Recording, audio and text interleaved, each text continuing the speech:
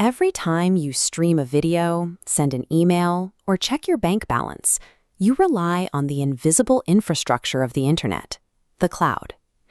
Today, a massive portion of global data runs through servers controlled by just three massive trillion-dollar foreign corporations. Breaking into this market as a competitor requires astronomical resources, extensive R&D budgets, and billions of dollars in venture capital just to set up the physical hardware.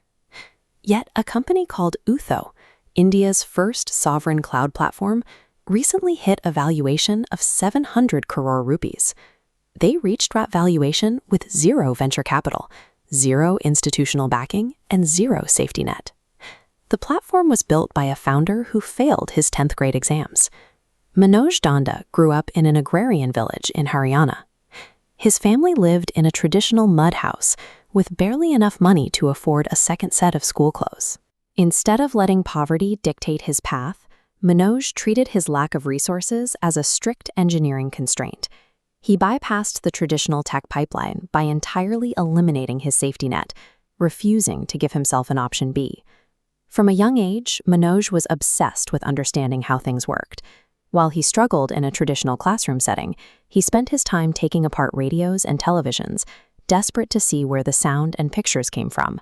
His parents sent him to a polytechnic institute to study fashion design, but once he arrived, he found a computer lab. He abandoned his enrolled classes entirely, spending 18 hours a day camped in front of the monitors, teaching himself how to use them. Craving more access, he moved to Ambala to use a friend's PC. Within months, he was completely out of money. He made a deliberate choice not to call his family for a bailout. To afford his rent and maybe one meal a day, he walked the streets, knocking on doors to sell public telephone setups known as STD PCOs to local shops. By removing the option to quit and go home, this severe financial pressure forced an introverted tech enthusiast to learn how to talk to people, handle rejection, and master ground-level salesmanship. Eventually, he borrowed 5,000 rupees from his brother to buy a second-hand computer. Working out of cheap local internet cafes, he started building basic websites. But building a website is only half the process. To make it visible on the internet, the files need a physical home. That requires server hosting, which meant paying recurring capital fees that Manoj did not have. Whenever a technical issue arose, he relentlessly interrogated the hosting support teams. He asked question after question until he completely reverse-engineered how servers stored files and broadcast them to the web. When his own hosting bill came due, he couldn't pay. Instead, he convinced the frustrated support team to give him a reseller account on a 3-month credit line with zero money down, allowing him to subdivide the server space and sell it to others. To find clients, he downloaded massive public databases of newly registered domains. He then applied his door-to-door PCO experience to cold call and message every single name on the list. By combining his insatiable technical curiosity with a desperate sales hustle, Manoj materialized a profitable web hosting company entirely out of credit and raw grit. As his hosting company grew, a structural problem became obvious. Almost every Indian business was renting space from a handful of foreign companies, making the country's digital future dangerously dependent on outside infrastructure. In 2015, Manoj decided to build his own. For 2 grueling years, operating on razor-thin margins and begging vendors for extra time to pay bills, his small team coded an indigenous cloud architecture from scratch.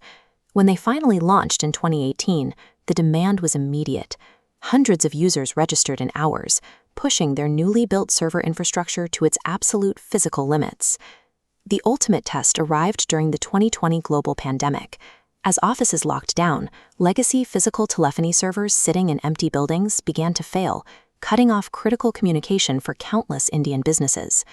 Manoj and his team rapidly migrated these failing corporate systems onto their new sovereign cloud. By shifting the physical infrastructure online, they kept those companies connected and fully operational.